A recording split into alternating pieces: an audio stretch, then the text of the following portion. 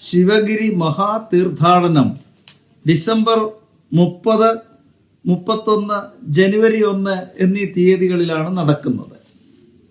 ആ മഹാസമ്മേളനത്തിൽ പങ്കെടുക്കുന്നതിന് ചില വിശിഷ്ടാതിഥികളോടൊപ്പം രാഷ്ട്രീയക്കാരെ കൂടെ കയറ്റിയിരുത്തിയിരിക്കുകയാണ്. ഈ രാഷ്ട്രീയക്കാരെന്ന് പറഞ്ഞാൽ നമുക്കറിയാം, ജാതിയുടെ മതത്തിൻ്റെ പേരിൽ ആളുകളെ വേർതിരിപ്പിച്ച് തമ്മിലടിപ്പിച്ച് പിന്നെ പ്രീണിപ്പിച്ച് വോട്ട് നേടുന്ന പാർട്ടികളാണിത്. ഗുരുദേവന്റെ മഹത്തായ ഒരു സങ്കല്പമാണ് ഒരു ജാതി, ഒരു മതം, ഒരു ദൈവം, മനുഷ്യന്. അപ്പം ഇങ്ങനെയുള്ളൊരു സമ്മേളനങ്ങളിലൊക്കെ എനിക്ക് ഈ സംഘാടകരോട് അഭ്യർത്ഥിക്കാനുള്ളത്, നമ്മുടെ രാജ്യത്ത് വിവിധ മതങ്ങളും ജാതികളുമുണ്ട്. അവരുടെയൊക്കെ പ്രതിനിധികളെ അവിടെ വിളിക്കുക, ഒരേ വേദിയിൽ ഇരുത്തുക, ഒന്നിച്ച് സമ്മേളിപ്പിക്കുക.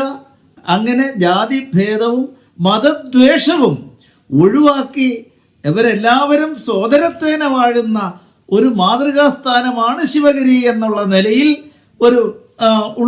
ആ തരത്തിലുള്ള പരിപാടികളാണ് സംഘടിപ്പിക്കേണ്ടത്.